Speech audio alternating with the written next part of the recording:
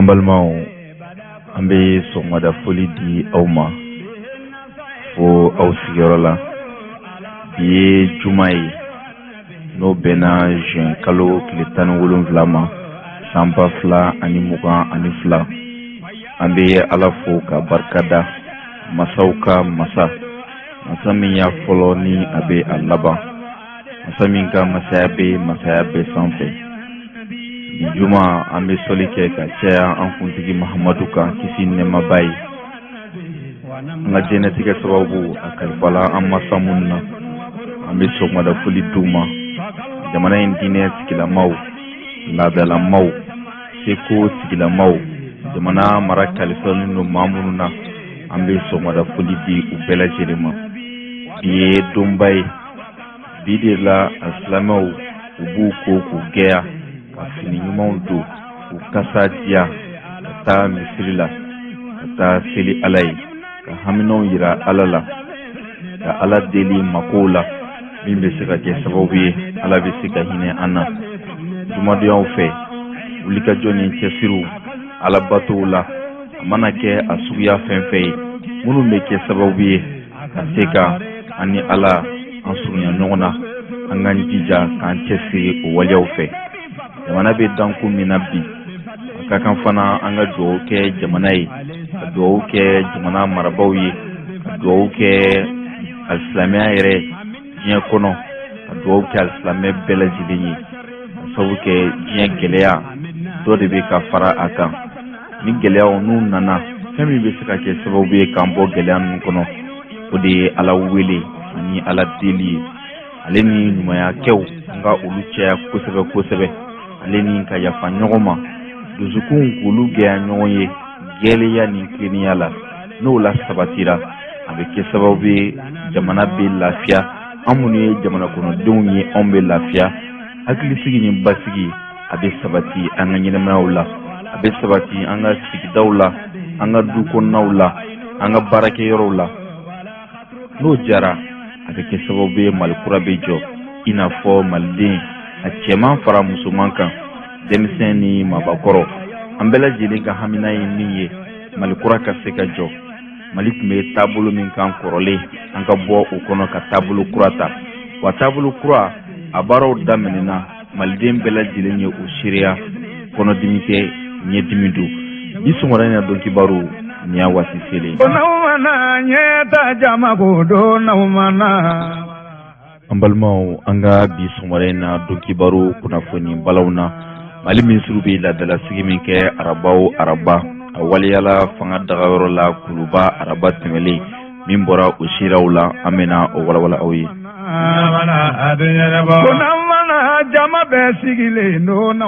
Lakana kibaruyaw la an ka finitigilakaw ka wulikajɔ ni cɛsiri a kɛra sababu ye ka se ka mamurutilenw ka u bolofɛn caman minɛ u la. Sira minnu sɔrɔla o la jamana cɛmancɛ bolo fana la. An bɛna o walawala aw ye.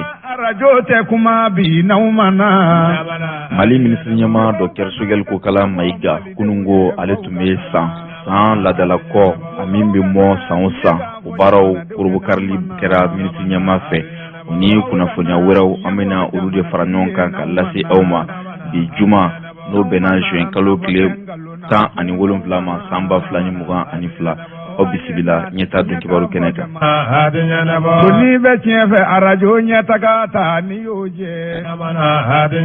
Aw nana arajo ɲɛtaga yo, aw nana jama bɛ sɛwara. An balimaw Mali minisiriw bɛ laadalasigi min kɛ araba tɛmɛlen n'o bɛnna juin kalo tile 15 ma san 2022. A waliyala fanga dagayɔrɔ la kuluba. An ka cɛmancɛ fanga ma ɲɛma Colonel Asimi Goita ale kɔni tun bɛ a kɛnɛ kan. Baara daminɛw la min ye hakili jagabɔw ye olu tɛmɛlen kɔfɛ Mali minisiri minnu ka baara bɛɛlen don yɛlɛma ka don foroba cɛkɛbɔdaw kɔɲɔw la ani Mali kura jɔli baaraw. O minisiri ka jateminɛ ni sɛgɛsɛgɛliw la a yirala k'a fɔ yamaruya dira min bɛ ɲɛfɔli kɛ malikura joli baaraw taasiw na min kan ka daminɛ san 2022 ka se san 2031 ma. Ni ye a ta k'a lajɛ plan d'action min bɛ tali kɛ san 2022 ka se san 2026 la, jɔyɔrɔba min bɛ kɛ sababu ye camancɛ fanga ka daminɛ san 2022 ka se san 2024 hukumu kɔnɔnaw la, yɛlɛmakuraw ka se ka ta min bɛ kɛ sababu ye ka se ka malikura jɔ. Ni ye nin hakilina ninnu ta k'u lajɛ, yamaruya dila sigikafɔ sen fɛ, sigikafɔ min bɛ wele ko Assise Nationale de la Refondation, min kɛra sababu ye an ka jamana ka daminɛ marabolobaw la ka taa fo marabolo fitininw la, maa bɛɛ lajɛlen ye hakili jagabɔ kɛ jamana kɔnɔdenw la, fɛɛrɛ minnu kan ka ta n'a bɛ kɛ sababu ye ka se ka malikura jɔ. A yirala k'a fɔ o hakilinaw n'i y'u ta k'u lajɛ, a bɛ bila minɛ min kɔnɔ a kan ka ɲɛ ka daminɛ san 2022 ka se san 2031 ma. Ni ye o koɲaw ta k'u lajɛ, jɔsenba minnu yirala camancɛ fanga tigilamaw fɛ, jɔsen minnu bɛ daminɛ san 2022 ka se san 2026, camancɛ fanga fana janya a yirala k'a fɔ u kan ka kɛ ka bɛn san 2 ɲɔnbɔɲɔnko ma ka daminɛ san 2022 ka se san 2024 ma. Ni koɲa ninnu n'i y'u ta k'u lajɛ, Mali minisiriw ka laadalasigi min kɛra juin kalo tile fɔlɔ san 2022 o de ye ɲɛfɔli kɛ k'a fɔ taasiraw ka yira, taasira minnu bɛna kɛ sababu ye malikura ka se ka jɔ. Malikura jɔli baaraw la, sariya minnu fana tara jamana ɲɛmaaw fɛ, hakilinaw ka ta minnu bɛ to ka o koɲaw la sɛgɛsɛgɛ min bɛ kɛ sababu ye sariya minnu tara u ka se ka bɔ a ma, a ka se ka kɛ gɛlɛya ni tilennenya kan min bɛ kɛ sababu ye ka se ka malikura jɔli baaraw la nɔgɔya. Mali minisiri min ka baara bɛnlen don nafoloko sɔrɔ yɛrɛ jidili baaraw ma, o minisiri ka hakilinaw na fana a yirala k'a fɔ min ye sirada dɔw ye, sira minnu kan ka da an ka jamana yɛrɛ kɔnɔna la ka bɔ banankoro ka taa joro. Ɲɛfɔli kɛra ka sanga ni o koɲaw ye, o kan ka di jɛkulu min ma, jɛkulu min kan ka a baaraw kɛ ka se ka sira in ka dilan. A bɛ wele ko Betraxal J Conseil. A kan ka baara ninnu labɛn nafolo kasabi min na o bɛ taa jɔ fo sefa wari miliyari 1 miliyɔn 50 o n'a kun ka fɛn. N'i ye o waleya ninnu ta k'u lajɛ, a kan ka jɔ min ye kalo 26 ɲɔnbɔɲɔnko de kɔnɔna la. Nin hakilina ninnu kan ka bila sen kan n'a bɛ kɛ sababu ye ka se ka sarako ko o la nɔgɔya an ka jamana kɔnɔ. Mali minisiri min ka baara bɛnlen don duguba kɔnɔ ko, soko, ale ni jamana cɛbɔli ani jamana kɔnɔdenw ka koɲa ɲɛnɛbɔli ma, o minisiri ka hakilinaw na Mali minisiriw ka laadalasigi sen fɛ a yirala fana k'a fɔ min ye hakilina ye min bɛ tali kɛ mara cɛbɔli ko ɲuman, ale ni an ka jamana yɛrɛ n'i y'a ta k'a lajɛ bi dugukolo ko koɲaw la nɔgɔya bɛ se ka na cogoya minnu na, hakilinaw fana la da dora o waleyaw la k'olu fɛsɛfɛsɛ min bɛ kɛ sababu ye ka se ka sɔrɔ jidi, ale ni ka siraw labɔ ka jamana kɔnɔ fɛn minnu bɛ yen ni adamadenw mako bɛ jɔ a la, sirako ni suko koɲaw la, olu ka se ka kɛ ɲɛtaa ye jamana ma, a ka se ka kɛ hakilisigi ni basigi ye jamana kɔnɔdenw ma. O hakilina ninnu n'i y'u ta k'u lajɛ, san 20 nata la an ka jamana a kan ka yɛlɛmaba kɛ politiki sira min ye sɛbɛnfura ko, ale ni kiiriko, ka se yɛlɛma caman ma, yɛlɛma minnu bɛ kɛ sababu ye ka se ka jamana yɛrɛ kɔnɔna bɛɛ lajɛlen la basigi, o koɲaw ka se ka lasabati. Mali minisiriw ka laadalasigi in sen fɛ min ye kunnafoniyaw ye, kunnafoniya dɔw bɔra minisiriw dɔw yɔrɔ ka ɲɛsin jamana ɲɛmaaw ani jamana kɔnɔdenw ma. A kunnafoniya fɔlɔ bɛ tali kɛ minisiri ɲɛmaa Dr Sogɛl Kokala Mayiga ka minisiriso la, olu ka ɲɛfɔliw la min ye an ka jamana basigi ye, ale ni hakilisigi ni basigi camancɛ marabolo kɔnɔna la. Minisiri ɲɛmaa ka taasiraw a ye minnu ɲɛfɔ plan d'action kɔnɔna na ka daminɛ san 2022 ka se san 2024, a yirala k'a fɔ o koɲaw n'i y'u ta k'u lajɛ, fɛɛrɛ ni hakilina minnu kan ka ta min bɛ kɛ sababu ye ka se ka jamana kɔnɔdenw ladɔnniya jamana yɛrɛ mara tacogo la, jamana basigi n'a kolosuma la, ɲɛfɔli kɛra ka sanga ni o koɲaw ye. Ka sabu kɛ n'i y'an ka jamana ta k'a lajɛ bi, hakilina laɲini min bɛ minisiri ɲɛmaa la o de ye ka se ka jamana kɔnɔdenw fara ɲɔgɔn kan min ye jamana marabolo ye, camancɛ marabolo minnu bɛ yen ni gɛlɛya kun bɛ yen, wulikajɔ ni cɛsiri ka kɛ gɛlɛya ka se ka bɔ o camancɛ marabolo ninnu kɔnɔna la. N'i ye o waleya ninnu fana ta k'u sɛgɛsɛgɛ, a na kɛ sababu ye an ka camancɛ fanga tigilamaw ka laɲini fanba o koɲaw ninnu ka se ka jidi. Jamana n'i y'a ta k'a lajɛ, minisiri ɲɛmaa ka kɔrɔfɔw la a ko an gɛrɛfɛ jamanaw ale ni an ka jamana yɛrɛ marabolo minnu bɛ yen ni gɛlɛya b'u kan, waati sera sisan an ka se ka wuli k'u jɔ i n'a fɔ Colonel Assimi Goïta y'a laɲini cogoya minnu na jamana basigi kɛrɛnkɛrɛnnenya marabolo kuraw olu minnu bɛ ni wulikajɔ kan ka kɛ kosɛbɛ min ye jamana yɛrɛ foroba cakɛbɔdaw ka se ka jɛnsɛn o yɔrɔ kofɔli ninnu na camancɛ fanga tigilamaw kɛlen don ka wulikajɔ min kɛ o koɲɛw la olu na u jija cogoya bɛɛ lajɛlen na o koɲɛw ka se ka lasabati o walew kɛra sababu ye taasira naani ɲɔgɔnbɔɲɔgɔnko bɛ yen minnu ɲɛfɔra minisiri ɲɛmaa fɛ a ko min ye lakana ni hakilisigi ni bɛn ni basigi ni kolosuma ye o ka lasabati ale ni jamana kɔnɔdenw ka se ka kala ɲɔgɔn na ka baara kɛ ɲɔgɔn fɛ o walew fana ka jidi min ye mara kɛcogoya ɲuman ye ale ni kiriko kiri ka se ka kɛ gɛriya ni tileniya kan ɲanginibaliya o waleya ninnu ka se ka dabila minisiri ɲɛmaa y'i da don o waleyaw fana la min bɛ fara o kan dɛmɛ minnu kan ka kɛ min bɛ tali kɛ sɔrɔ koɲɛw la ale ni an ka jamana yɛrɛ kɔnɔna la n'i ye fɛn fɛn ta k'a lajɛ baara bondaw ale ni jamana hakilina fɛn fɛn bɛ se dɛmɛ koɲɛw ma ali sɔrɔ yɛrɛ nasira fana fɛ o koɲɛw ka se ka lasabati min bɛ fara o kan o de ye kunnafoniya sanuma ale ni wulikajɔ teliman ka ɲɛsin ko ma ko minnu bɛ yen ni gɛlɛya bɛ ɲɛsin o ma baara ninnu n'u ta k'u lajɛ a na kɛ sababu ye ka se ka marabolo kura ninnu ka se ka olu labɛn ka ɲɛ min bɛ kɛ sababu ye jamana kɔnɔdenw mako bɛ fɛn fɛn la u koɲɛw ka se ka lasabati kunnafoniya ninnu na hali bi an ka minisiri min ka baara bɛɛlen don mara cɛbɔli koɲɛw ma ale fana ye kunnafoniya di ka sanga ni wulikajɔ ni cɛsiri dɔ ye a ko min ye an ka dugutigilakaw ale ni marabolo kɔnɔnaw la min ye sigidaw ye o ɲɛmaw n'i y'a koɲɛw fana ta k'u lajɛ waati sera tɛ se a ladalakow ka don ba la min bɛ kɛ sababu ye an ka marabolo kɔnɔnaw bɛɛ lajɛlen na ani jamana fantan naani bɛɛ lajɛlen na bɛɛ lajɛlen jɔyɔrɔ ka ye malikura baaraw la ka daminɛ an ka dugubaw kɔnɔna la sigida ka taa an ka burusi kɔnɔnaw la dugutigiw ladalamaw diinɛmaw olu fana ka jɔyɔrɔ ye min ye malikura jɔli baaraw la o waleya ninnu fana ka se ka lasabati ɲɛfɔli kɛra fana min bɛ ɲɛfɔli kɛ an ka jamana yɛrɛ kɔnɔna la dugutigisigi koɲɛw la ale ni an ka sigida ɲɛmaw ka sigili koɲɛw wulikajɔ ni cɛsiri na kɛ jamana ɲɛmaw fɛ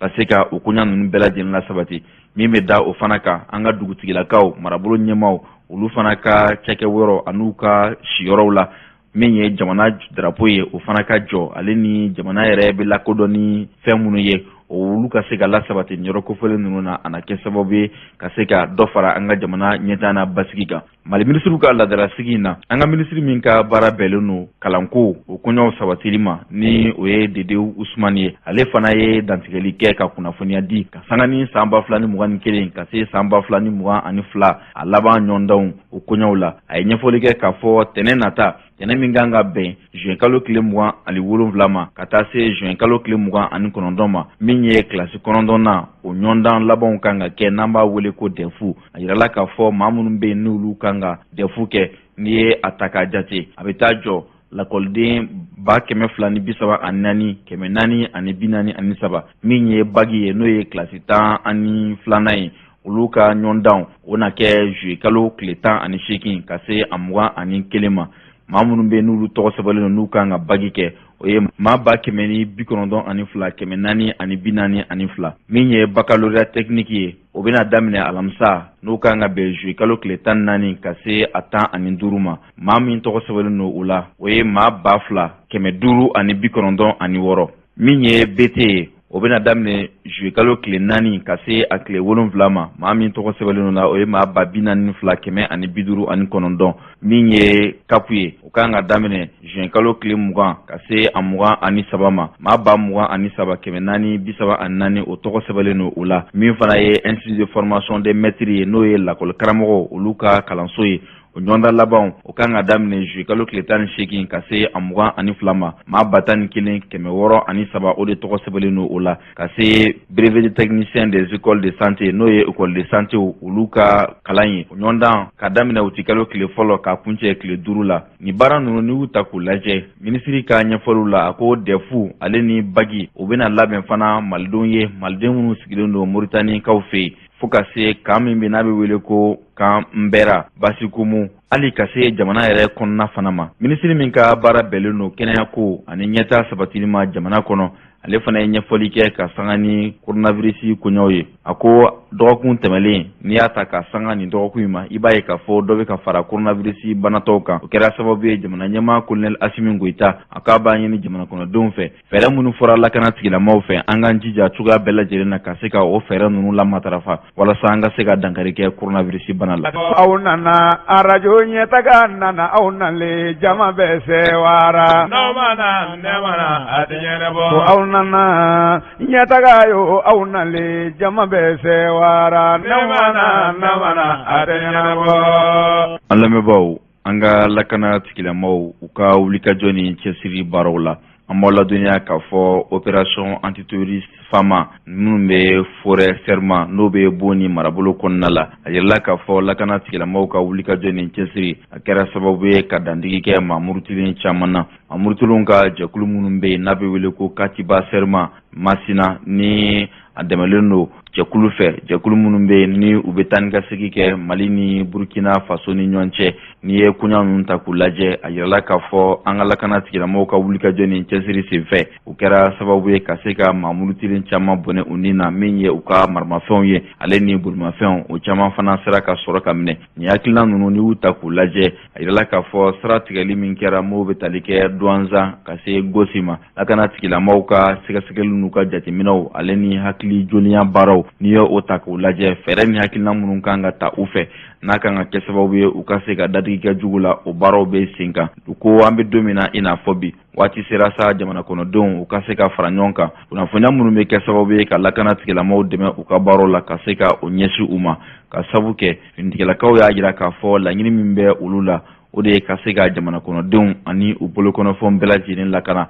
walasa o baaraw ka se ka nɔgɔya fo jamana kɔnɔdenw fana ka u dɛmɛ u ka baaraw la min bɛ kɛ sababu ye bɛn ni basigi ni kolo suma o ka se ka sabati Mali dugukolo sanfɛ. Tiɲɛ fɛ arajo ɲɛtaga ta ni y'o jɛ a tɛ ɲɛnabɔ aw nana arajo ɲɛtaga yo aw nana jama bɛɛ sewara ne mana a tɛ ɲɛnabɔ ne mana. An lamɛnbaaw an ka jamana kɔnɔna kibaruyaw la an bɛ aw ladɔnniya k'a fɔ min ye tarata don ye n'o bɛnna juin kalo tile 14 ma san 2022 an ka doyen cour kɔnɔna la Mali yɛrɛ doyenw ka soba o kɛnɛ kɔnɔna la an ka jamana ɲɛmaaw ye tasibila kɛ ka ɲɛsin doyenw dɔw ma doyen 2 min fatura ka sanga ni u ka faso kanu baaraw ye ni hakilina ninnu a bɛ tali kɛ Kucala poste de contrôle min bɛ yen n'a bɛ wele ko PK11 a yirala k'a fɔ lakana tigilama n'o ye doyen 2 ye olu ni tora ka sanga ni lakana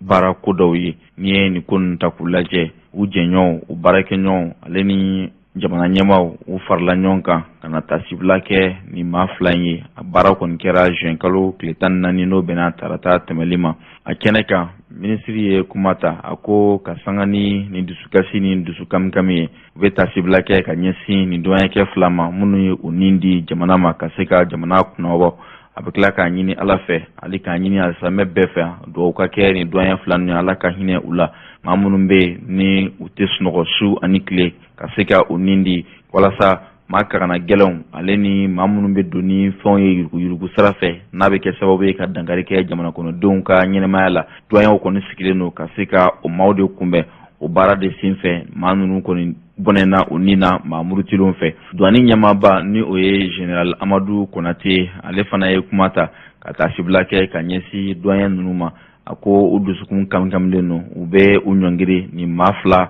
ale ni maa de bɛ ni u nin tora faso ye lakana baaraw la a bɛ tila k'a yira jamana kɔnɔdenw na fana bɛɛ ka dugawu kɛ u ye maa jugu minnu kɛra sababu ye ka nin waleya jugu bila sen kan u tɛ saliya u na u seko n'u damayira bɛɛ lajɛlen kɛ ka se ka maa ninnu ɲini k'u ye walima ka se ka nin waleya jugu ninnu silatunu ka bɔ an ka jamana kɔnɔ min ye Yakuba Katile ye ale kɔni tun bɛ kɛnɛ kan ka se polisi ɲɛmaa ma n'o ye contrôleur général de police Suleiman Traoré an b'a ɲini Ala fɛ maa de bɛ yen n'o tora fasoko la finitigilaka jamana kɔnɔden gansan Ala ka hinɛ u bɛɛ lajɛlen na. An balimaw an bɛna wele bila jɔn bɛ hinɛ jamukan sigibaw ma Cheikh Umar Sanogo ani o balimamuso Seyda Mariam Danbele ka se Sumana Jawara ma u n'u ka maa welelenw sanga ni jamana lahala ye maa minnu bɛ yen ni latigɛ bolilen don u kan a kɛra bana ye o a kɛra kamanagɛn wɛrɛ ye o damakasi kan bɛ olu da ka ɲɛsin alisilamɛw ma ani setugu ma u ka se ka o kulomajɛ walasa u ka se ka bɔ digu kɔnɔ an tɛna kɔrɔfɔ janya a y'aw bisimila. أعوذ بالله من الشيطان الرجيم بسم الله الرحمن الرحيم اللهم صل على سيدنا محمد وعلى آل سيدنا محمد وسلم تسليما. السلام عليكم جوارا. وعليكم السلام ورحمة الله تعالى وبركاته. سمو باشو تلا. ورباتي. الحمد لله. دميا. باشو تلا. الحمد لله. الله يبيجرانا. أمبي مسايم فوكا بركدا. كسولي أنا كرباينغا. نايم كنت محمد صلى الله عليه وسلم. بي على مساي. أنا بنباتو أي يوم era ñebe ko cugula bi yoro demba yali be ko sebe deme yine non la amba fo ambe foli do di anga deme kelaw ma ambal mo muso do be no kajatu kulubali kafu do anga deme kala do yi ambal ma ke mi anga balabato inta kafra anambal mo muso lu mo ko fla de jera kata u bay anga muso dugule na anga che dugule anga balabato mi no ye modu jena poyi ulu de jora no kam sa kawi ambu fo go wali mando ala kabla u ka mejani no sen be deme kala anga balabato yi ku befu ku wali mando ka fo alisa ambe o kene kelende ka aywa ere nyebe ko tugula diku atiba aduma mali dugune do yoro fambe bi jamana ordonnance tigi re chambe bi anga bi kuma kunyi ka nyina mbale mo fe ni sey mi anga se ka afara nyonga ka ordonnance tigi do ka ordonnance sa parce que kuma rete andable anyo fa anna me mo soro ni mimbi se ka to kana ala musa do yo fe ala e do ya emi ki ba fa ka ble ka min janna kana ala musa do fe ya ire ka di isire ke nyejo ni balabato nuna semi biye ire ka ke uni u ka ordonnance sanuna o bi ja an yo ko sebe ima kene fale bi ala ira ta do amba ke chuko mi ordonnance tugu chaya me fukata fo ku chaya la ebina munde fo ambalmo. Assalamu alaikum wa me se ka mu fo ambalma islamu ye ala ye no wa ke amamunu ye ala ye se ka amogo munu ye amunu be fe ka dobla ko minjanna souvent ay teme radio la alamsa duwa fe kana banabagato laje na ye banabagato laje ala na fulu ni mun no wiye kana do ka toro takabuka u baraji ko bla minjani na ala de bo dado mamiu ka foko angani saraka babo furewiyo anga keta mene ala ye soroke mami ya soro do de kuno banala ko o nafulu yani ko musaka belata ikana doni bla minjani na ulu tigila mo ye ulu fene ka kinea ulu be kinea fefeke o baraji meta minjani na ika bure yoro ala de ba dado sanu ko ala de ba dado ne wa ali ala rede bo fo ibe fe kiyama do toro gelen ko taka vika foite toro be mo munu kan banabagato la toro be mo munu ka sigidal isigi nyogon na baloko gelea senko gelea be mama la ni ya taka bo ka ala ba do taka vika la ko la lo jallu jelendi bela jelema an bo wulele ma da de kes la mawye aya laje ni wakati na manugo de sanugo wakati manugo dawara imai ala ambalo muso do bole fleni a bole fleni fu sebu marade kono kana afe ana ka demsen ko cemba na bato daledu o tadu ba ke chukumi nga kome wera bina ambalo muso kuma kande na laso ambani na ambalo mo fe mali don fe lo mala do anga wule ma dakan no sango sanu akilente nga kome ni ko marakala o fene ni o tile damadoy kale niame musuka akadu bla ka bo kana ali numero kile anama na ya ko sai na da na ni numero do ka o soro sigidala ko kata no telmange dese mu bale la kayi toro mu ba ka ala di baddo kana dama kashi kan ka yira islamo la pour que vous se ka deme ni fene bora a che bana magato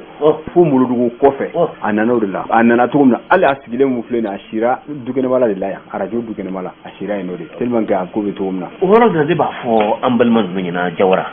ni yayi barake woro mo ko shirote ni mo be shile ya funi mi be gardi la dobe no be shi ko te mo ko te shi ni wulila e so mo tia e febetia kana chu arajo nyetaka ado geleabe akono ko sebe anyere o de fana me shiro tabulu bar aw rebe chugo milaya aw de bado gadi yo le ray nga wakila de shiro be nyeta la ya fembe bia ala mba fo ambalmo nyina chaman bi de ba soro ame division ke juma mi ngai no te am to ka fo nga fo la ko bi juma me muna aya fo bi ala masai koroba de bala pour que ka do ka fo bara num bebe ke ala masa donde juma de am soro ka bla radio la ka division ke me juma do ne fe ba soro chama de bi cheka amano aba fu ye bi te barake do bara yimbe be kala ala masa de bara de bebe ke o kuma na juma amba ta ka diviser me olu ba la me juma de olu hakila ko fe bebe ke juma abeke do ere ko ambe direct de la arajo la k'a sɔrɔ direct tɛ a baara nin bɛɛ bɛ kɛ alamisa juma de a diffusion bɛ kɛ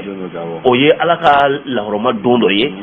don barikalen don o de la a diffusion bɛ kɛ jumadon fɛ silamɛw k'a mɛn an bɛ o laɲini de kɛ an balimaw fɛ dɛmɛ ɲininaw fɛ hali jumadon la anw tɛ kɛ yan yɛrɛ i bɛ taa sɔrɔ an b'an ka juma préparation na ka taa juma na anw ti a juma dɔ la anw ti na yan yɛrɛ o kumana ka periperi latigɛ u ye k'a jɛr'u la k'a fɔ jumadon olu tɛ dɛmɛ ɲini don ye a baara bɛɛ bɛ kɛ alamisa de an bɛ mɔgɔw bisimila alamisa don de fɛ k'a daminɛ sɔgɔma fo ka taa fɔ jama hakɛ min nana an fɛ k'o banna an bɛɛ bɛɛ lamɛn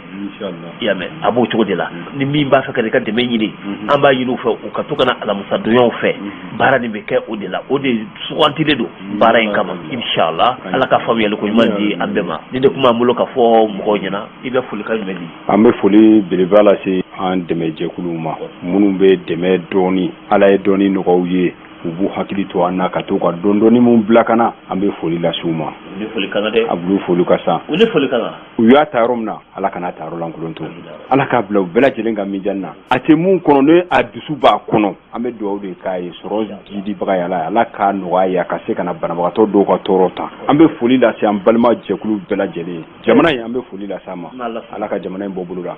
sinon a ma nɔgɔ dɛ nin wagati in yɛrɛ la folikan kelen bɛ yen an ka banabaatɔ dɔ bɛ yen nɔ an ka cɛ ni a da fununen ba de kun don a da fununen de kun don fo ka bombo bɔ ba de bɛ da nin kɔnɔna na ka na a nana an y'a ka laseliw ta ka kɛ arajo la yan bon mais musaka ka ca ne ko n ko fana an bɛ taa ni ko ɲɛ télé la an y'a ka enregistrement kɛ télé la nka a ma diffuser o ye n wele donc mɔgɔ an balimakɛ dɔ ye dɛmɛ k'u ye ka bɔ farasi jamana kan o ye dɛmɛ kɛ u ye u ka musaka olu ka musaka sɔrɔ la nka an kun y'a ta télé la nka a ma diffuser fɔlɔ bari ne y'a juru la mɔgɔ bɛ u ɲɛ min bɛ sɛnɛ fo ka ban o kumana denmisɛnnin kelen fana bɛ o kan ka diffuser ala y'a kɛ an y'a bilali min kɛ an balimakɛ dɔ ye arajo la an balimakɛ dɔ ye dɛmɛ kɛ u ye k'an b'u fo u yɛrɛ ka traitement k'u y'a daminɛ ko ni min bɔra la u bɛna ka na u ka foliw la kɔfɛ inshallah ala ka lafiya di banabaatɔ in ma n'ala sɔnna ala ka lafiya di bɛɛ lajɛlen sanuko ala ka lafiya di yɛrɛ ma komi yɛrɛ tiɲɛ a ma nɔgɔn mais kɛnɛya jidibagayala ye ala ka na ni kɛnɛya jawara anw yɛrɛ bɛ ɲinɛ an ta kɔ depuis o don fɛ semaine kelen ɲi bolo n taara ka t'o bɔ ɲi bɔnnen o nana kɛ mura banbali ye mura y'a daminɛ k'ale tɛ ban nka an bɛ ala ka baara de la o kumana an banabaatɔ cogo cogo n'an ma dɛsɛ pewu an se min ye an bɛ wuli k'a kɛ ala ka baara la an b'an dɛmɛbaaw bɛɛ an balimamuso dɔ bɛ yen nɔ n'an sinankumuso dɔ bɛ yen n'o ye Jawune ye an ka journaliste Jawara a ye 1000 bila Jawara kun ko ne 500 Jawara 500 an sinankun don a tɛ kɔlɔkɔlɔ da an kan o kumana an b'a fana ka foli kɛ a Jawune ko ala ka bila ka min janu na ala ka kɛ siniɲɛsigi ma jamu jara ma jara i nana an fɛ arajo ye t'a la jɔnni bɛ hinɛ kɛnɛ kan kibaruya jumɛn bɛ yen kibaruya min bɛ yen ne kɔni ma lafiya o ye kelen ye dumuni foyi tɛ n bolo si foyi tɛ yen n bɔra marakala jigiya faji de tɛ yen o de ye zafi a ka n dɛmɛ ala kama kira kama i bɔra marakala de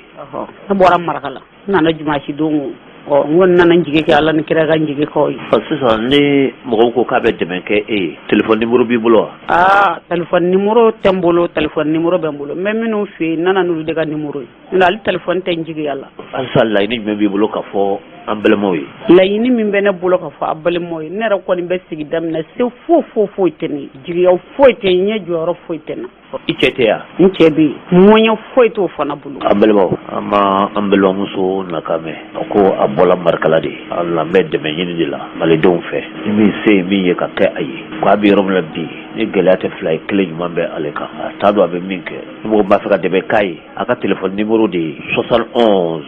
70 80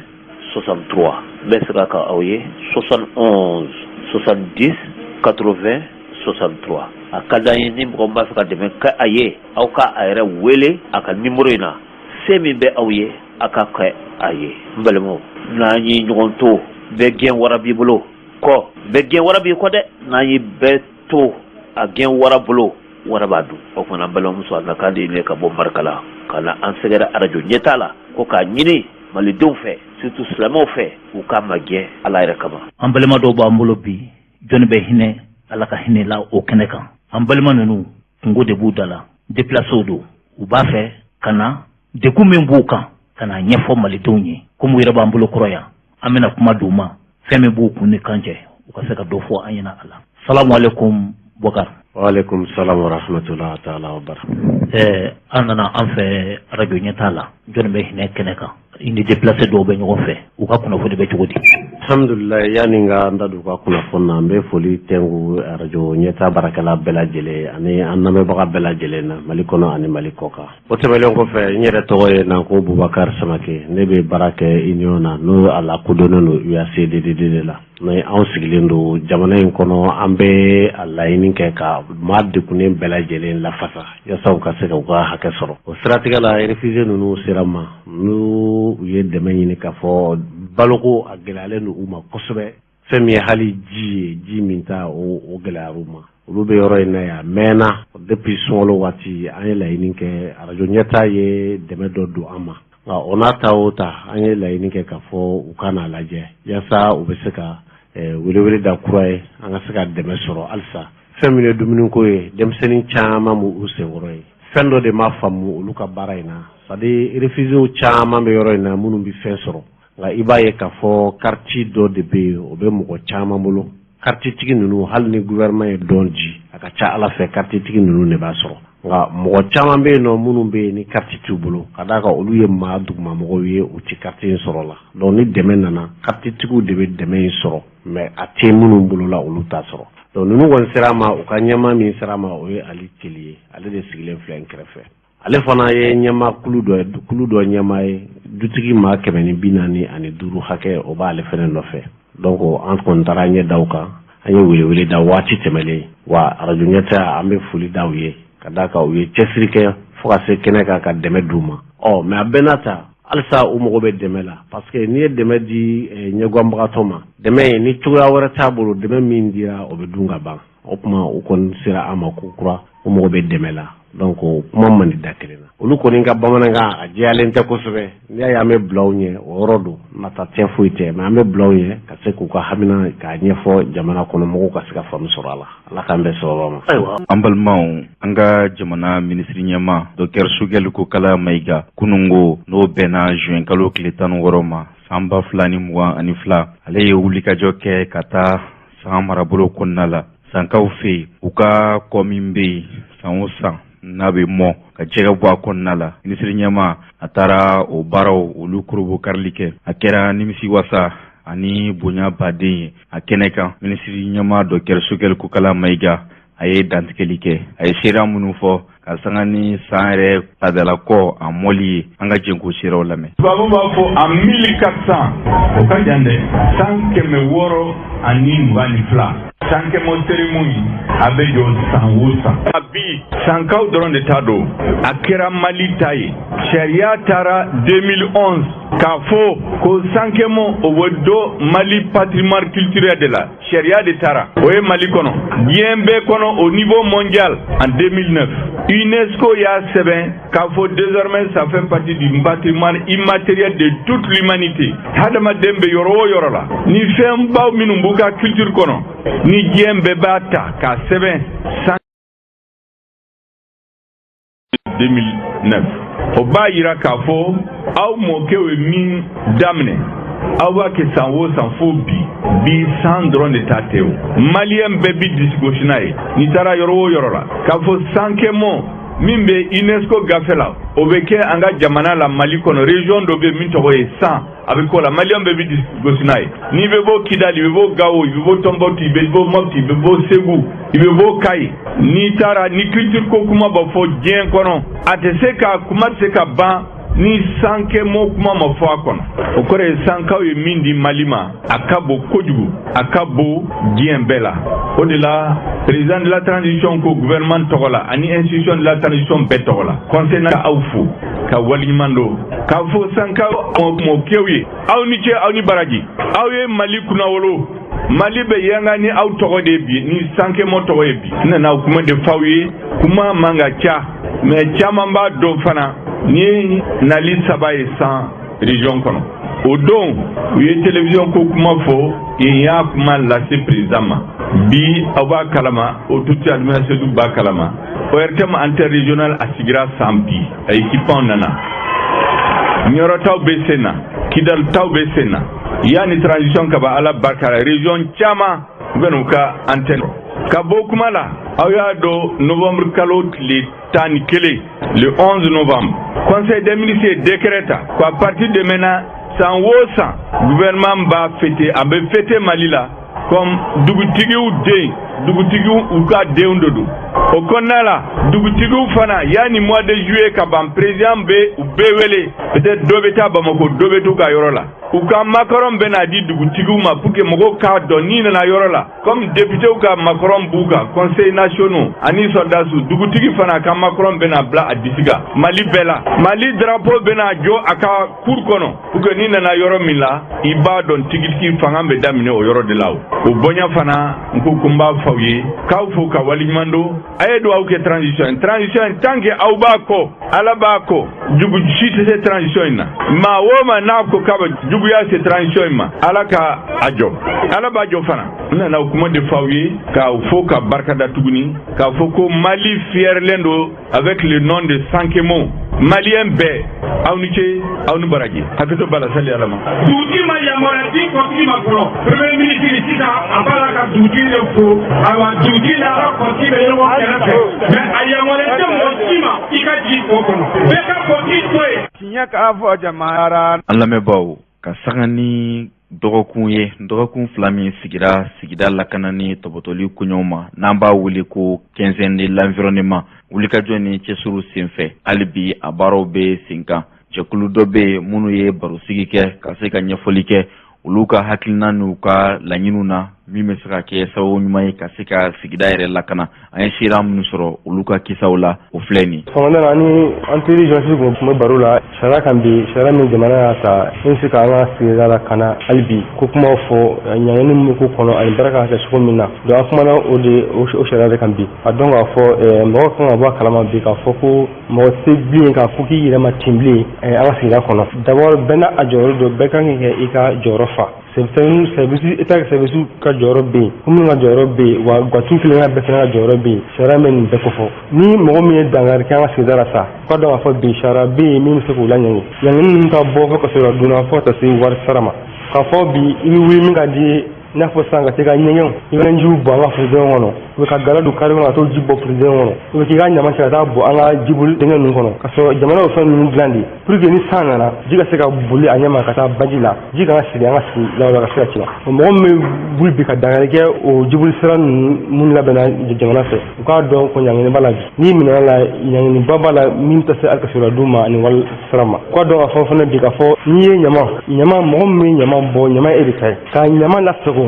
a dunni bɛ e de kunna ni e tɛ se ka a lasago ka la baara ka ɲɛ pour que a kana mɔgɔ tɔɔrɔ o la i bɛ wari de di mɔgɔ ma minnu ka baara ɲɛsinnen b'o ma c'est gouvernement ka baara yɛrɛ ayi o ye fɛn yɛrɛ minnu bɛ o kama i y'a fɔ jiw minnu ka ɲama caman ka taa bɔn ɲamabɔyɔrɔ minnu kofɔra sisan jamana fɛ ka taa bɔn yen donc i kan ka i wari di olu de ma u ka se ka ɲama cɛ ka taa bɔn i man ka ɲama jeni ka dala bi i man ka ɲama jeni kare kɔnɔ ninnu bɛɛ bɛ kɔlɔlɔ se an ka sigida ma wa ninnu bɛɛ sariya bɛ nin bɛɛ kɔ wa n'i minɛna fɛn fɛn bɛɛ la ɲangini b'a la min ka bon kosɛbɛ i bɛ jinɔgɔ min bɔ i ka so kɔnɔ jinɔgɔ ninnu i k'a dɔn i man ka jinɔgɔ bɔ i ka so kɔnɔ bilen k'a bila an ka kare kɔnɔ a tɛ kɛ ɲɛgɛnji b'o la finiko ji b'o la ji o ji ni nɔgɔ don n'a bɔ i ka so dafɛ ka ban i man ka bɔ kare kɔnɔ i bɛ dingɛ de labɛn i ka du kɔnɔ yen ka lasago a kɔnɔ ka ɲɛ kosɛbɛ a bɛ kɛ cogo min na i ka dɔn denmisɛnnin service bɛ se ka o kɛcogo ɲuman f'i ye ko i dege o la mais o ji min man ka bɔ an ka kare kɔnɔ a man ka bɔ fili kɔnɔ bon i k'a dɔn fana n'i minɛna o kɛcogo fana ka sariya bɛ ɲɛni mais mɔgɔ ka kan nin fɛn ninnu lafaamuya ka se k'a fɔ ko jamana lasaniyali en fait état bɛ sariyaw ta mais mɔgɔ dɛsɛlen de bɛ sariya appliquer sinon an yɛrɛ bolo mɔgɔ kan ka a lafaamu de k'a fɔ nin fɛn ninnu bɛ kɛ anw yɛrɛ de kama fɔlɔ an ka saniya n'an ka kɛnɛya kama parce que n'i y'a mɛn dɔrɔn jamana bɛ taa ɲɛ c'est que saniya bɛ yen parce que ni saniya tɛ yen kɛnɛya tɛ yen tɛ yen baara tɛ yen sɔrɔ fana tɛ yen bon nin fɛn ninnu bɛɛ bɛ dabɔ de pour que mɔgɔw yɛrɛ an ka lafiya kama fɔlɔ donc n'o dɔnna o de b'a lafiya ka tɛmɛ hali kuma dɔ sariya yɛrɛ labaarali kan parce que mɔgɔ dɛsɛlen de bɛ sariya appliquer sinon ni mɔgɔ y'a faamuya u yɛrɛ ma k'a dɔn ko sigida y'an bɛɛ ta ye nin kɛwale ninnu bɛ kɛ ka an bɛɛ de kama o ye ka da an kɛ sababu ye an bɛɛ ka nafa b'o la kosɛbɛ se ka dɔɔni fɔ a la dɔrɔn i n'a fɔ cogo min na fɔlɔ ni kun minɛna nin fɛn ninnu na c'est que ɲangini kun fanga ma bon kosɛbɛ o de an y'a kɔlɔsi k'a fɔ mɔgɔw kun bɛ a fɛn ninnu kɛ kojugu ɲanginiba kun t'a la mais nin den an k'a dɔn ɲangini bere a giriyara dɛ a giriyara maa maa y'i tu yɛrɛ bi ka taa baara kɛ an ka sigida la min an ka sigida tɔɔrɔ i yɛrɛ ma i ma an ka yamaruya sɛbɛn ɲini i k'a dɔn i se ka taa kaso la ka se kalo 3 fo kalo 6 ma et puis i bɛ se ka wari sara fɛ min ta $3 ko $5 ma ni minɛna baara sigida la ni ma an ka sigida nɔgɔ ka a tiɲɛ parce que ma environnement ka yamaruya sɛbɛn ɲini yamaruya min bɛ se ka sɛgɛsɛgɛli bɛɛ k'a fɔ nin baara nin i kan ka kɛ ka sɔrɔ a ma kɔlɔlɔ s'an ma ou bien i kan ka kɛ i bɛ nin kɛ pour que a kan kɔlɔlɔ s'an ma ni m'o sɛbɛn ɲini f'i k'a kan ten ni minɛn'o la a ɲangini a fanga bonyana kosɛbɛ fɔlɔ a tun bɛ ka 10,000 ka se 100,000 ma o ni sen a yɛlɛla kojugu $3 fo ka se $5 ma et puis ka sɔrɔ don fana ka se kalo 3 fo kalo 5 ma o bɛ se ka i sɔrɔ ni yɛrɛ a kɛli la i ka dɔn assainissement agent fana bɛ yen gouvernement ka baara la n'olu bɛ wuli ka baara kɛ mɔgɔw bɛ a se k'i bɛ olu bali ka baara la u bɛ ka tɔgɔ ta k'u sɛgɛrɛ ou bien o seri ma u bɛ fɛn ɲɛf'i ou bien u fɛ ka i ɲangi i ye u nɛni u dɔgɔya ou bien u bugɔ i ka dɔn ɲangini b'a la dɛ ɲangini ba b'a la min tɛ se ka se ka d'o ma ani wari sara la min t'a jɔ fo $50 ɲɔgɔn ma donc a ka dɔn k'a fɔ ni ɲangini ninnu a caman de bɛ yen ka se ɲamajiniw ma ka se jinɔgɔ bɔ ma a ka ca a papier bɛ yen nɔ a gafe bɛ yen nɔ donc mɔgɔ mɔgɔ ni minɛn la i ka dɔn k'a fɔ dɔrɔn kɔni ɲangini ninnu sɛgɛn la a bere a gɛlɛyara kojugu kosɛbɛ fo mɔgɔw ka bɔ a kalama k'a fɔ n'i ka sigida la i ye kɛwale a yɛrɛ b'a dɔn tigitigi min yɛrɛ bɛ se ka hali aw yɛrɛ tɔɔrɔ sanuyali sira kan mɔgɔ man kan k'o sigi k'o filɛ ten o c'est vrai an ka mɔgɔw bɛ wuli ka contrôle kɛ mais a ka dɔn k'a fɔ o contrôle nin u se ka se yɔrɔ bɛɛ yɔrɔnin kelen u bɛ munumunu de n'u ma se e ka yɔrɔ ma don min na e ɲɛ bɛ kari wasa dɔ bɛ k'a ka ɲɛgɛn dingɛ tigɛ k'a bila kari kɔnɔ a ji bɛ ka su kari kɔnɔ ɲɛgɛn dingɛ i tɛ sigi k'o filɛ o i bɛ wuli commune bɛɛ kɔnɔ bi alhamdulilayi assainissement service b'a bɛɛ kɔnɔ i bɛ taa mairie la i b'a fɔ ko gouvernement ka assainissement service i bɛ taa mairie kɔnɔ u bɛ yen i bɛ taa a ɲɛfɔ ɲɛna i ka dɔn u mɔgɔ bila yɔrɔ bɛɛ ka taa a lajɛ ka kuma a tigi fɛ a bɛ wala min na a b'a dabila a bɛ ɲangi fɛnɛ a b'a dabila jagoya a b'a dabila parce que ɲamana foyi t'a bolo a k'a ka jinɔgɔ bɔ kari kɔnɔ o ɲama t'a bolo minnu bɛ gala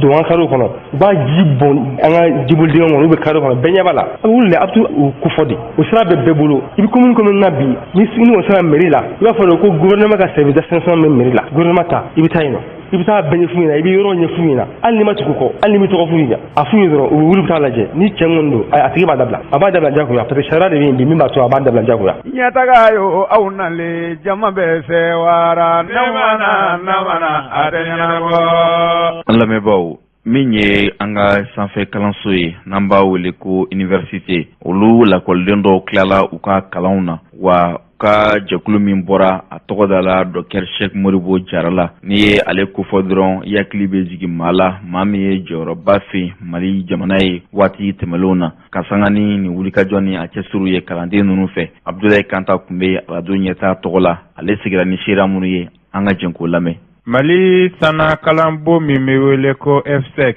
ni a filɛ Badalabugu kolo sanfɛ a kalanden minnu donna san 2016 u ka labilali sɛbɛn dir'u ma ka bɛn alamisa ma alamisa min ni a bɛnna juin kalo tile 16 ma san 2022 a kɛra FSEC Dakar la Badalabugu ka olu fɛ ni kalandenw ka bɔli a tɔgɔ dara Dr Cheikh Modibo Jarala ni ale ye RPDM ma ɲɛmaa ye a yɛrɛ kɛnɛ in kan ye ka fara ka tɔndenw ma caman kan sanakalan minisiri bon ka ma kunbɛ kɛnɛ in kan ye ka fara minisiri bon min ka ta ɲɛsinen bɛ cɛfɔ ni kanbɛn ma colonel Ismail Wage ale yɛrɛ tun bɛ kɛnɛ kan ye ni ka fara an ka seko ni dɔnko tigilama dɔ kan min bɛ wele ko Jɛnɛba Sɛki kalandenw ye maa caman ye minnu n'u nisɔndiyalen tun don nin don kofɔlen na kalanyɔrɔ in na ka sabu kɛ u ye mɛnni min kɛ nin kalanso in kɔnɔna na k'a fɔ ko ɲinan olu bɛna bɔ o kɛra nisɔndiya ye ka ɲɛsin kalanden ninnu bɛɛ lajɛlen ma sira min sɔrɔla kɛnɛ kan ye olu filɛ nin ye. Ne tɔgɔ Dr Mamadou Kumare ne bɛ baara kɛ rectorat la ne bɛ recteur représenté sɔgɔmɛ na ka d'a kan ale sen tun bɛ kirike la dɔ kan ka tila ka thèse la bi donc o ni siroguni bɛnna o sababu yala ale ma se ka yan sɔrɔ donc ne y'ale nɔ labila. Ayiwa bi ka nisɔndiya de mun ye kɛnɛ in kan. Bi ye nisɔndiya dɔ ye kosɛbɛ ka d'a kan tile fila in na mankan tun cayalen bɛ kosɛbɛ surtout an ka faculté na ka d'a kan jama ka ca kɔnɔ donc donni ka nɔgɔ nka bɔli ma nɔgɔ donc n'an y'a ye k'a fɔ dɔw donna olu sera ka bɔ vraiment o ye nisɔndiya koba y'an bolo donc o b'a yira k'a fɔ vraiment an bɛ ka baara min kɛ a bɛ ka nɔ bɔ c'est vrai a tɛmɛna san 3 kan dɔɔni nka néanmoins quand même o sera ka tila donc o bɛ lakɔlikaramɔgɔ ka cɛsiri de yira o bɛ administration ka cɛsiri yira o bɛ jamana fana ka accompagnement de yira o de la vraiment an bɛ se k'a fɔ bi ye nisɔndiya dɔ ye kosɛbɛ donc denmisɛnninw sera ka tila u y'u ka diplôme sɔrɔ o ye tabarikala ye. Ayiwa o kɔni u tilala yan na alhamdulilayi o ka ca fana yala yan kɔfɛ o kan ka taa kalan tɔ laban yɔrɔ jumɛn. Yan kɔni bannen kɔfɛ an bɛ se ka min kɛ dɔrɔn o de ye k'u Togo k'o bilasira baara ɲini fanfɛla la sinon jamana ka sariya la c'est que u bɛ denmisɛnninw ta fo ka se licence ma maintenant ni licence banna fɛn min y'a tɔ i n'a fɔ master ani doctorat ayiwa pour l'instant bɛɛ b'i yɛrɛ ye donc o kɔnɔ olu fana b'an fɛ yan nɔ an bɛ se ka facilité accordé o ye ka da k'an yɛrɛ ka ekɔlidenw don an ka devoir ye min ye k'u accompagner u bɛ taa o fa la yaasa u bɛ se ka baara sɔrɔ walima ka kalan yɛrɛ kɛ ka taa fɛ o fana bɛ échange fara ka baara sɔrɔ kan donc an kɔni an bɛ se k'u accompagner o sira fɛ. yala o mɔgɔ joli bɔra bi. mɔgɔ min bɔra a ka ca Bayirika ye o b'a yira k'a fɔ vraiment an bɛ baara la sinon mɔgɔ Bayirika k'u labɔ yɔrɔnin kelen a ma nɔgɔn. jamana in baara ko ka gɛlɛn a kana kɛ n ye kalan min kɛ fo n k'o baara de kɛ yala wele jumɛn b'a ɲɛsin hali bi kalandenw ma minnu n'u bɔra yaasa u se k'u ɲɛsin baara ko nasira ma cogo min na. fɛn min ye baara ko ye Cheikh Modibo Jara y'a fɔ salle kɔnɔna la mɔgɔ u ka denmisɛnnin kɔni sigi k'a fɔ fo n ka baara kɛ bureau kɔnɔ o de la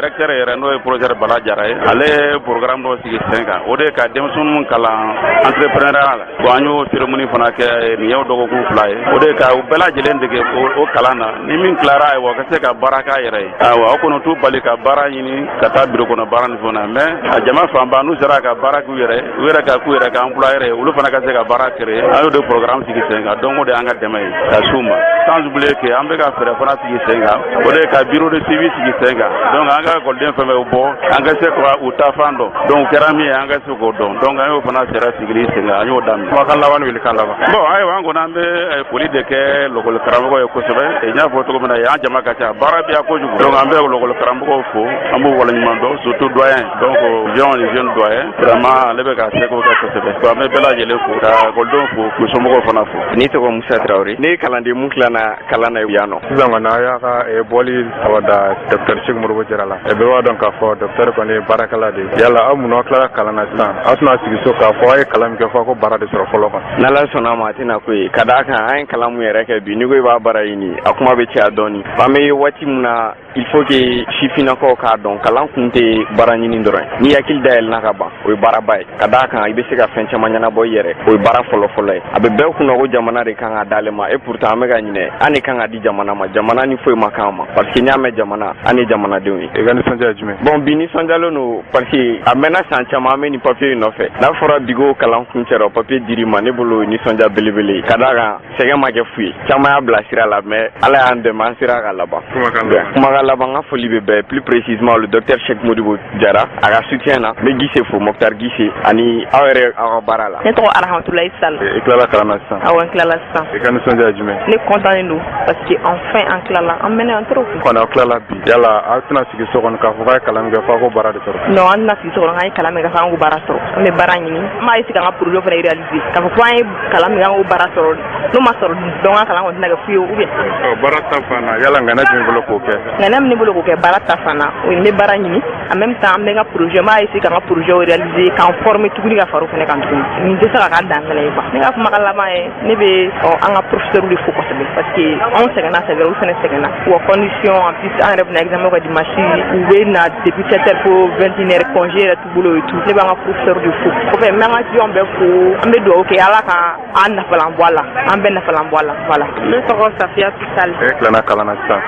i ka nisɔndiya jumɛn bi. ne kɔni nisɔndiyalen don tiɲɛ yɛrɛ la an bɛ yan an bɛ FSEGI administration mɔgɔ bɛɛ lajɛlen fo doyen n'a baarakɛɲɔgɔn an b'u bɛɛ fo an kɔntannen don a diyara an ye yɛrɛ de. kumakan laban jumɛn. kumakan laban min bɛ ne bolo ne b'a a ɲini denmansa bɛɛ lajɛlen fɛ u k'u bolo fara u ka fara doyen kan ka mɔgɔw dɛmɛ tiɲɛ yɛrɛ la an bɛ mɛn FSEGI la an bɛ mɛn kojugu n'a fɔra ko 2022 ko promotion 2016 de bɛ ka bɔ a bɛ mɔgɔ caman tɔɔrɔ quoi o tɛ dɔwɛrɛ ye de fait que jama ka ca o de bɛ ka to mɔgɔw tɛ ka tila joona donc u ka fara doyen kan u k'an dɛmɛ solution min b'u bolo pour que solution bɛ se ka sɔrɔ n'an dɔgɔnin minnu bɛ na olu kana na san 5 san 6 kɛ tuguni licence kɔni normalement a cayalenba kan ka kɛ san 3 san 4 o de bɛ ne fɛ. Ousmane Kamara secrétaire général de Nyamakoro. ayiwa bi kulu sanfɛ yan kalanden dɔw bɔra k'a tɔgɔ da docteur Cheikh Modibo Jara la RPDM tɔgɔ la aw ka nisɔndiya ye jumɛn. an ka nisɔndiya ye nisɔndiya belebele ka d'a kan kalanden minnu ye bɔli min kɛ nin ye u y'a da mɔgɔ min na mɔgɔba don u y'a da mɔgɔ min na danbetigi don u y'a da mɔgɔ min na hɔrɔn don u y'a da mɔgɔ min na a ye misali caman yira n na ɲɛ kɔnɔ yan Mali kɔ kɔnɔ Mali kɔ kan u ka misali fana ta président Cheikh Modibo Jara ka sennaw fɛ an b'o de ɲini u fɛ. i b'a dɔn docteur Cheikh Modibo Jara baara de ka di a ye kalanden ninnu kɔni u tilala yan kalan na yala wele kan jɛ bolo ka ɲɛsin ma yalasa u bɛ se k'u ɲɛsin baara ko taasira ma cogo min. a wele kan min bɛ n bolo ka s'u ma hali bi u ka futa u k'u cɛsiri n'a fɔ sɛki ye minnu yira an na an ka président ba ye docteur Cheikh Moro Jara a ye cɛsiri min yira an na k'a dɔn k'a fɔ n'a y'an cɛsiri an bɛ se ka faso in bɔ nɔgɔ la u ka misaliw suit aw yɛrɛ bɛ se ka walawala ka taa ɲɛ sɔrɔ cogo min na jamana in ko la. Kumakan laban ni welekan laban. Kumakan laban min bɛ n bolo n bɛ président docteur Cheikh Moro Jara yɛrɛ fo a n'a ka mɔgɔ sera kɛnɛ in kan yan ani mɔgɔ y'i sen bɔ i kɔnɔkɔrɔ ka na ko in kɛ koba ye an bolo ka commune 6 bureau RPDM cɛ n'a muso Mali RPDM cɛ n'a muso n foli b'u bɛɛ lajɛlen ko nin ye don belebele ye bi fana don min tɔgɔ dara Cheikh Moro Jara la kalandenw fɛ yan nɔ FSEG la. Mokhtar Gise bi an bɛ Badalabugu kulu sanfɛ denmisɛnninw ka bɔli ye tɔgɔ dara RPDM ma ɲɛmaa Dr Cheikh Moro Jara RPDM a ka nisɔndiya jumɛn nin ko in na. Bi an nisɔndiyalen don kosɛbɛ vraiment jamana in bɛ yɔrɔ min a mago bɛ kalan na jamana tɛ se ka taa ɲɛfɛ ni denmisɛnw ma kalan nin denmisɛn ninnu vraiment u ni nin ka kan u ye promotion da Cheikh Moro Jara la sabu u y'a dɔn k'a fɔ olu mago bɛ min na n'o ye ɲɛtaa ye donc Cheikh Moro Jara y'o preuve ye olu b'u disi gosi ni Cheikh Moro Jara ye vraiment denmisɛnw an bɛ ala deli ninnu sera ka nin diplôme sɔrɔ cogo min u ɲɔgɔnna caman ka tila nin cogo la mais u ye hakilila mun ta ka promotion di Cheikh Moro Jara ma vraiment a promotion a ɲɛna fo k'a fɔ a ɲɛna parce que Cheikh Moro Jara n'i y'a ka discours lamɛn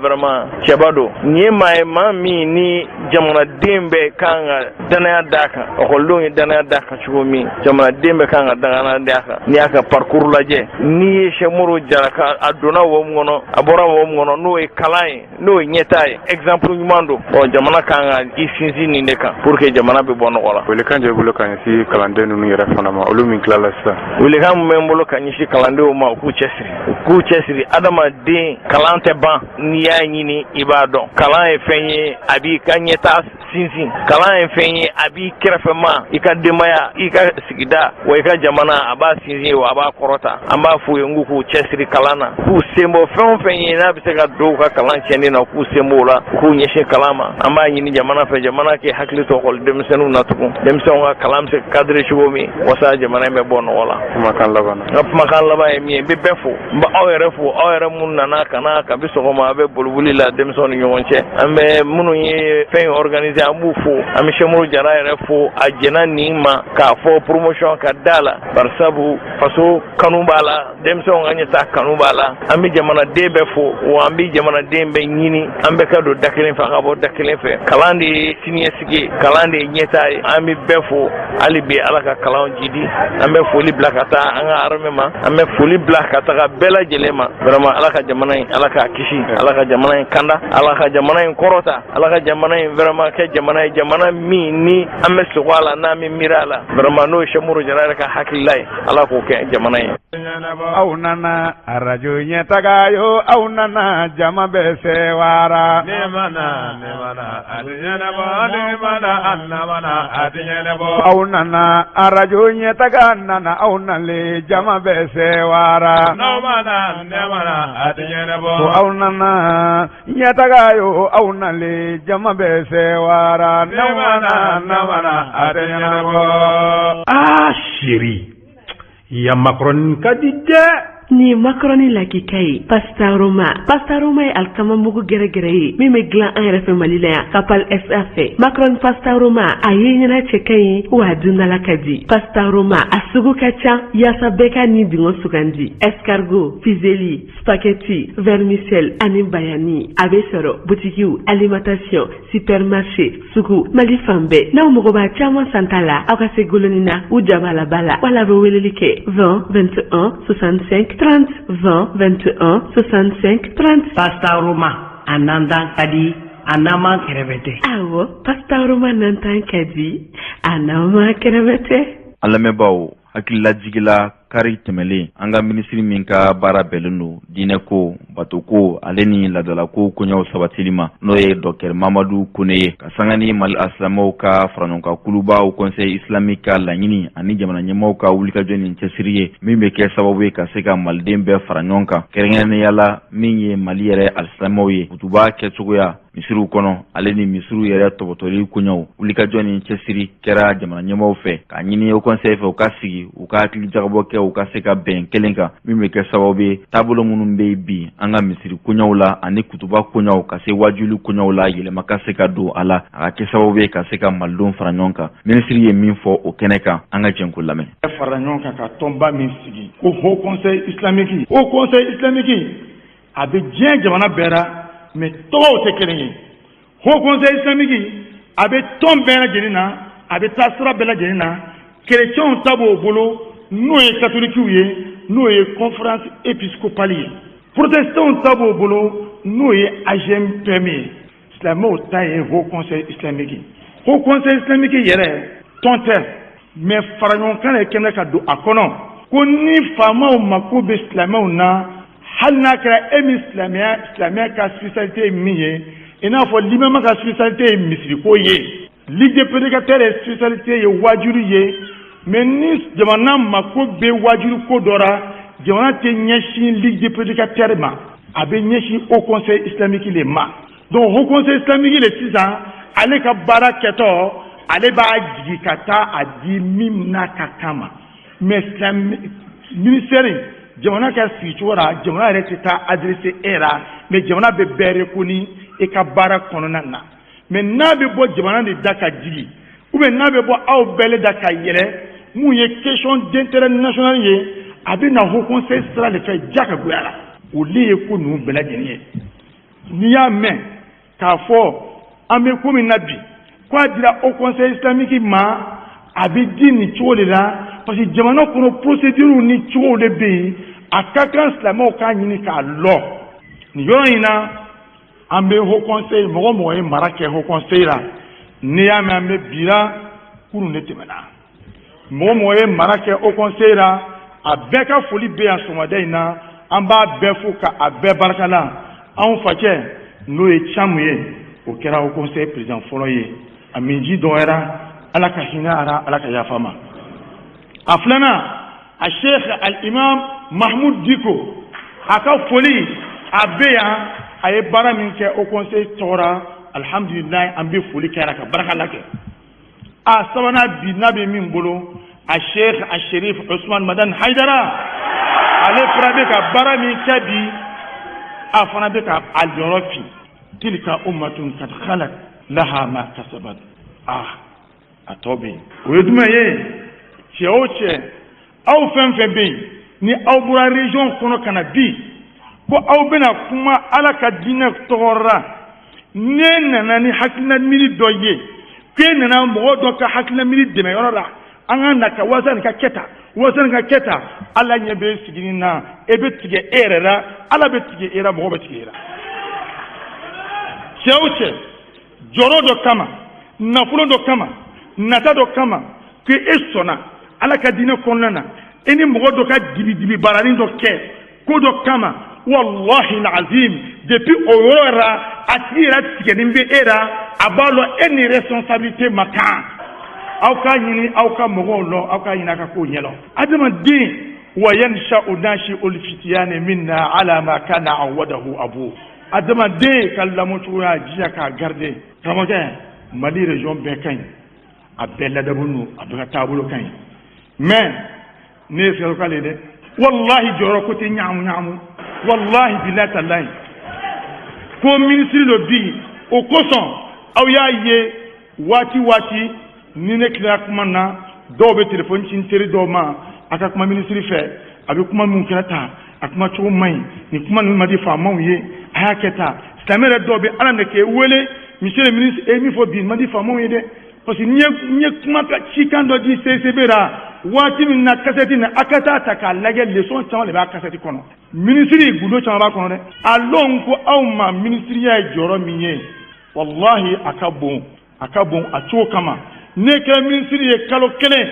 e bɛ gundo lɔ jamana kɔnɔ a ka bon a dɔw bɛ bɔ kɔ kan ka na bin e kan wa ya'tika bil akhbari man lam tuzawwidi e bɛ ko mɛn ka ko mɛn mɔgɔ caman bɛ yen o bɛ taa ministre fɛ yen ministre anw ye dugumamɔgɔw ye anw bɛ kuma caman mɛn aw t'o mɛn sanfɛ n bɛ min fɔ an ɲɛna wallahi can tɛ dɛ ministre ya aw yɛrɛ dɔ le ye a bɛ fɛn fɛn mɛn a b'a bɛɛ mɛn wa yashrabu mimma tashrabun wa ya'kulu mimma ta'kulun ne ka ministriya a man bila ka yanga a man bila ka mini komi ne le ka dugawu ka bon ni tɔw ta ye ou bien komi ne fɛ ka kalan ka bon ni tɔw ta ye ka place dɔ sɔrɔ jamana kɔnɔ dɔrɔn ka e yɛrɛ faga ka e yɛrɛ kɛ cogo ni façon dɔ la o tɛ n na n y'a ɲini ala fɛ a kana don n na parce que ne bilara place dɔ la e yɛrɛ fɛ ne yɛrɛ hakili tun t'a mɛn nin sɔrɔ e bɛ bɔ e cogo la mais mɔgɔ min yɛrɛ fɛ ale ka place ka dɔgɔ a ma k'a ma kɛ o kɛra o baaba dɛ ne tɛ baaba pression tɛ kɛ n kan mɔgɔ si fɛ cogo o cogo ka di n ye n jɛnna n'a bɛɛ ye munna parce que ala le y'a di ne ma bi ne le kan ka sabali bɛɛ kɔrɔ ne le kan ka mɔgɔw fara ɲɔgɔn kan parce que mɔgɔ min kan ka mɔgɔw fara ɲɔgɔn kan ni o dusu bonyana a bɛ tiɲɛ ko la yahmilu al-hiqda man ta'lu bihi ar-rutabu wala yanalu al-ula man tab'uhu al-ghadab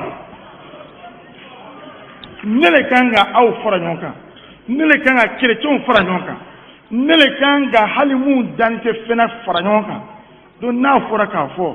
ne yɛrɛ dusu bɛ taa bonya ko dɔ la o kɔrɔ ye n y'a bɔ ala ko ni jamana baara la n y'a la n yɛrɛ ma wallahi ne tɛ ko la n yɛrɛ ma ne b'a fɛ de an ka bɛn an ka taa misiriw gestion bɛ cogo min na bi aw yɛrɛ ɲɛ bɛ a la waati dɔw la dugu yɛrɛ kɔnɔ i bɛ taa yɔrɔ dɔw la dɔw b'a fɔ ko minisiri ye misiri dɔ datugu ko minisiri ye misiri yɛrɛ depuis n sigida n ma misiri datugu n ma misiri yɛlɛ n ma n da don misiri ko kuma na parce que taabolo min bɛ yen jamana kɔnɔ fo ka procédure bonya haut conseil islamique l'imam le ta ye misiriw ka gestion ye mais ni mankan bɔra a la k'a bɛna yɛlɛ faamaw fɛ yen a tɛna l'imama sira fɛ jamana fo an ka kalan ka kow ɲɛnabɔ ni mankan bɔra a la dɔrɔn ko a bɛ ɲini ka se faamaw ma l'imama t'a ta ka na n'a ye hali n'a ka l'imama ka fɛn don l'imama bɛna n'a ye au conseil sira le fɛ au conseil mɔgɔ bɛɛ bɛ fara ɲɔgɔn kan o mana hakilina min sɔrɔ o b'o ci ministre ma ministre fana parce que ministre tɛ yen walasa ka se ka diinɛ fatuwa kɛ ministre fana b'o ta k'a bila ka taa mun fana bɛ ale sanfɛ diinɛ ɲɛmɔgɔw ka misiri in ko la o ye ne fɔ an tɛ virgule fara kan an tɛ virgule bɔ a la o ye min fɔ o le filɛ nin ye parce que au conseil islamique tɛ se k'a bila ka taa premier ministre fɛ yen o tɛ se k'a bila ka taa président fɛ yen a bɛ tɛnɛ anw de fɛ yen anw bɛ kasi la ka dɔrɔn ni min fɔra a sera anw ma a filɛ nin ye kuma banna ni erreur b'a kɔnɔ anw m'a kɛ n'a fana ɲɛna anw fana m'a kɛ a bɛɛ bonya bɛ se di au conseil de ma donc nin yɔrɔ la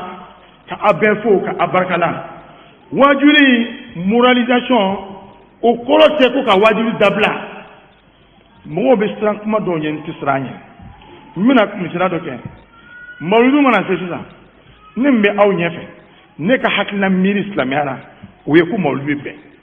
ne min bɛ aw ɲɛfɛ o ye k'a bɛ bɛn ye ne min bɛ aw ɲɛfɛ ne ka taabolo ne bɛ n bolo jigin ka seli a faamuna wa mais mawuludu mana se karamɔgɔ dɔ ka taa fɔ anw ka faamuyali la anw ka taabolo cogo la silamɛya faamuyali la mawuludu tɛ bɛn ka la kan mais a kan k'a fɔ mais c'est normal a y'o le faamuya a ka diinɛ kɔnɔna na mais fili bɛna waati jumɛn na kuma fɔ cogoya ni minɛn kɔnɔna na mawuludukɛlaw mɔgɔ ma mawuludu dumuni kɛ e ye lɛso ɲini aw minnu bɛ mawuludu kɛra a bɛ ka silamɛya janfa ne e y'a fɔ ten ayi sa an ka kɛ ala kama sa an ka ɲɔgɔn lajɛ kuma dɔw ko ka définition di nɛni na définition tɛ nɛni na o e ni ala cɛ e bɛ nɛni kɔrɔ lɔ e bɛ nɛni kɔrɔ lɔ définition dɔ bɛ di nɛni na sisan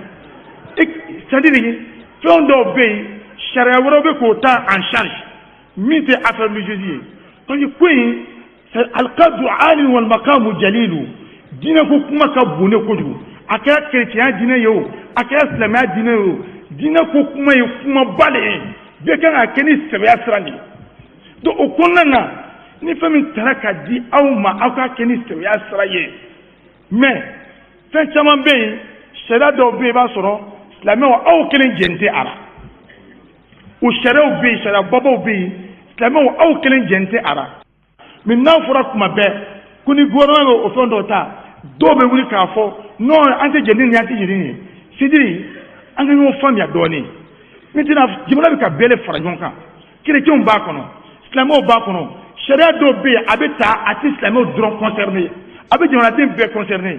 o sariya ɲuman bɛ filɛ cogo ɲuman na a bɛ bɛn jamanaden bɛɛ ma cogo min na k'a sɔrɔ a ma dɔ ka diinɛ wɔsi ko ninnu ye nin kɛcogo dɔrɔn de ye maintenant misiri jamana k'a dabɔ misiriko kuma na jamana o dɔ delila ka misiri dɔ lɔ k'a ye o k'e ma taa a diɲɛ ɲini jamana fɛ wa e ma misiri lɔ e yɛrɛ ye k'e ma diɲɛ ɲini jamana fɛ ni jamana ma jɛn'a ye a tɛ jɔ e ni na ko jamana kelen kelen a da don o misiri dilanko kuma na an tɛ fɛn ninnu faamuya wa anna al-masajida lillahi fala tad'u ma'a Allahi ahada silamɛya sariya mɔgɔ bɛ se k'a fɔ ko silamɛya sariya tile bele tuguni wa sariya yɛrɛ tilen don a yɛrɛ la o silamɛya mako tɛ k'a fɔ k'i bɛ loi ta ka silamɛya tilen o i n'a fɔ chrétiens fana fɛ yen chrétien mako tɛ k'i bɛ loi ta k'a tilen o diinɛ yɛrɛ tilennen bɛ a yɛrɛ la ka ban mais komi an ye ɲɔgɔn sɔrɔ jamana dɔ de kɔnɔ o bɛ fɔ ko république laïque ko n'a ma ɲɛ k'an ɲɔgɔn sɔrɔ o kɔnɔna na a ka kan ni fɛn fɛn bɛ kɛ a bɛɛ lajɛlen ka bila jamana sariya ka fɛn dɔ kɔnɔna na ni o ye bonne conduite ye le code de bonne conduite taabolo ɲuman dɔ aw ka taa sira la n bɛ misaliya dɔ di aw ma silamɛw bɛ ka nin ko miiri yɔrɔ yɔrɔ nin tɛ yen jisɔn bɛ ka don silamɛya kɔnɔna na an bɛ antenne na ti k'a ɲɛfɔ ni o jisɔn donna don o don silamɛya kɔnɔna na n tɛna o tɔgɔ fɔ n tɛna fɛn fɔ bɛɛ b'a yɛrɛ ɲini silamɛya kɔnɔna na an minnu bɛ ka kɛlɛ kɛ ɲɔgɔn nɔfɛ ko wahabiyaw wahadaw sufiw minnu tɛ sufi ye walahi azim an bɛ to nin kɛlɛ nin na a bɛ bala k'a ye k'a fɔ ko dɔ pɛrɛdila bɛɛ bolo an ɲɛ b'a la parce que aw bɛ ka ko nin kɛ ko misɛnnin de ye quoi a fɔra ko an kana ɲɔgɔn nɛni ko kuma ni fɛn ma fɔ mɔgɔ ɲɛna koyi a fɔle ka fɛn moraliser ka kɛ silamɛya ye ladabo min fɔ anw ɲɛna ni an yɛrɛ banna ka k'o kɛ dɛ sisan jamana de bɛ ka an bila sa k'an k'o kɛ maloya da donc maintenant an bɛ min kɛ dɔrɔn silamɛw aw fɛ yan bi a k'a kɛ ala kama a ka yafa ɲɔgɔn ma silamɛw a bɛna baara min daminɛ baara balo a k'a kɛ ala kama a ka yafa ɲɔgɔn ma k'a dusukun lafiya ni ɲɔgɔn ye ka na don baara kɔnɔ don cogo la min bɛ aw kun kɔrɔta ka aw ka diinɛ kun kɔrɔta ka jamana kun kɔrɔta donc aw kana don baara kɔnɔna na ni funteni ni fɛnmasɛn dɔ ye parce que ne yɛrɛ ka taabolo kɔnɔna na n t'o cogo façon fɛ o kosɔn ni ne ye baara kɛ ɲɔgɔn fɛ tile kelen kalo kelen e n'a lɔ k'a fɔ n ka ko tacogo ma nɔgɔ kosɛbɛ parce que ko ɲagamu ni ko n taara walayi ne bɛ yɛrɛ lɔ cogo dɔ la ni fɛn dɔ fɔra i bɛ degun mais i tɛ dimi Mamu Diko tɛ ten a ko i ka dimi mais i kana funu kuma nin ye kumaba de ye dimi kana funu ko dɔ bɛ degun ko dɔ kama k'a sɔrɔ a ma faamuya mais mɔgɔ dɔ bɛ fɛn dɔ fɔ e ma n'a gɛrɛ kɔrɔ tile fila a b'a fɔ ɲɛna ko karisa ne tun ye min fɔ a bɛ komi n filila a tigi ma mɔgɔ joli joli bɛ yen n'o bɛ ko dɔw fɔ u bɛ tila ka an région ka taa yafa ɲini an fɛ an yafara bɛɛ ma walahi silamɛw a kana ɲɔgɔn kɛlɛ a ka comptera c'est-à-dire règlement de compte a k'a dabila walahi a t'an avancer maloya bɛ kɛ ne yɛrɛ conseiller ministre la mɔgɔ o tuma n'a fɔra k'a fɔ ko monsieur le ministre bon toi tu défends les religieux bon les musulmans bon vous avez écouté les réseaux bon toi là tu te bats pour je dis hey même c'est pas possible i bɛ ka kɛnɛ fa ye ko dɔw la ala a bɛ se ka fɔ kɛnɛ kan ala k'an bɛn kelen ma sɛrifukɛ an b'a fɔ k'a barika la o conseil islamique membre bɛɛ an b'a bɛɛ fɔ k'a bɛɛ barika la jamana silamɛ tɔn bɛɛ lajɛlen an b'a bɛɛ fɔ k'a bɛɛ barika la fɛn o fɛn ye fɛn fɛn fɔ nin kuma na an ka bɔ nin bɛɛ kɔnɔ an bɛ ka ɲɔgɔn fo ka ɲɔgɔn barika la ala ka hɛrɛ kɛ bɛɛ wasalamu alaikum wa rahmatulahi ta'ala wa barakatuh. Je déclare ouvert cette session d'atelier d'échange sur la moralisation des prêches et la gestion des mosquées. Merci beaucoup.